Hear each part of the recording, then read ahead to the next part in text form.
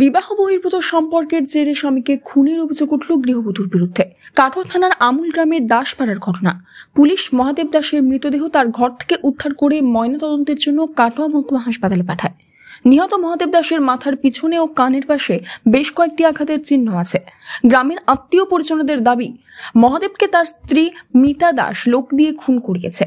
কারণ মহাদেবের স্ত্রীর সঙ্গে একই ঘরে শুয়েছিল, অথচ তার স্ত্রী জানেনই না কিভাবে মহাদেবের মৃত্যু হলো। আমরা সকালে গিয়ে দেখি মহাদেবের নিথর দেহ বিছানায় পড়ে আছে। মহাদেবের মাথার পিছনে এবং কানের পাশে আঘাতগুলি কিভাবে এলো? বছর 6 আগে মঙ্গলকোট থানার বনকাপাশি গ্রামের মিতা দাসের সঙ্গে মহাদেব দাসের বিয়ে হয়। মহাদেবের এক আত্মীয় কেষ্ট দাস বলেন, কিছুদিন যাবৎ মিতা দাস অন্য এক পুরুষের সঙ্গে বিবাহ বহির্ভূত সম্পর্কে জড়িয়ে পড়েছে বলে মহাদেব তাদের জানিয়েছিল। দম্পতির মধ্যে প্রায় অশান্তি হতো। আমাদের অনুমান, শনিবার রাতে বাইরে থেকে লোক ডেকে এনে মহাদেবকে খুন করিয়েছে মিতা দাস। এমনই চাঞ্চল্যকর অভিযোগ তুলছে আত্মীয়রা। বন্ধু মারা গেছে বলতে মহাদেব দাসের স্ত্রী অন্য ছেলের সাথে সম্পর্ক ছিল, তার জন্য মহাদেব দাস দীর্ঘদিন মানা করতে শোনেনি।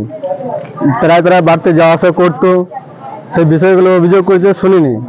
তার জন্য অসহ্য ধরে গেছে, ছেলেগুলোকে নিয়ে এসে রাত্রে অস্ত্র দিয়ে মারা করে। কবে গেল রাত্রে। আপনারা কিভাবে জানতে পারলেন ঘটনাতে কাল সকালে উঠে গিয়ে দেখছি মার্ডার করা, অস্ত্র আঘাত আছে, সব কানে মাথায় সব জায়গায় আঘাত আছে।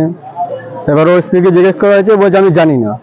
তাহলে পাশে শুয়েছিল, সে তো সবাইকে জানবেই না, ওই লোক দিয়ে মারিয়েছে। সম্পর্কে ছিল আর কি। ছেলে বডি এখানে নিয়ে আসা হয়েছে কাটোয়াতে, পুলিশ নিয়ে আসলো।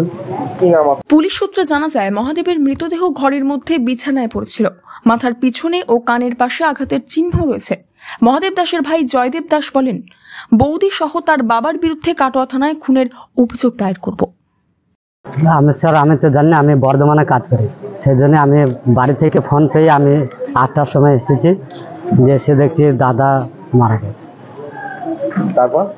তারপর এখানে নিয়ে আসে দেখলাম যে সব জায়গায় ফাটাফাটি, হ্যাঁ আঘাত। অভিযোগ করবেন থানায়? হ্যাঁ অবশ্যই করবো। বৌদির ব্যাপারে করব, ওর বাবাকেও করব। কি ঘটনা, কি মনে হচ্ছে, কি জন্য ফোন করা হয়েছে? আমার মনে হচ্ছে অভিযোগ ছিল ওর বউটার অনেকদিন ধরে অন্যজনের সাথে ভাব ছিল, ওই কাজটা করিয়েছে।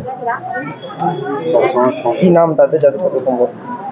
স্যার আমি তো জানি না, এবার ফোনে কথা হয়, ফোনে তো বহুজনের কথা হয়।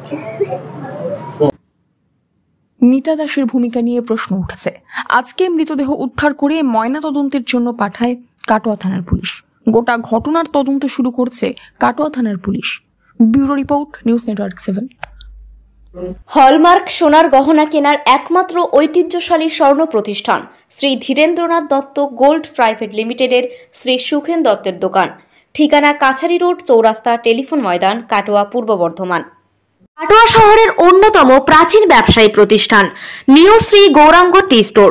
প্রসিদ্ধ চা ব্যবসায়ী, খুচরো ও পাইকারি চায়ের এই প্রতিষ্ঠান শহরে প্রায় 80 বছর ধরে সুনামের সঙ্গে ব্যবসা করে চলেছে। ঠিকানা কাটোয়া স্টেশন বাজার, চৌরাস্তা।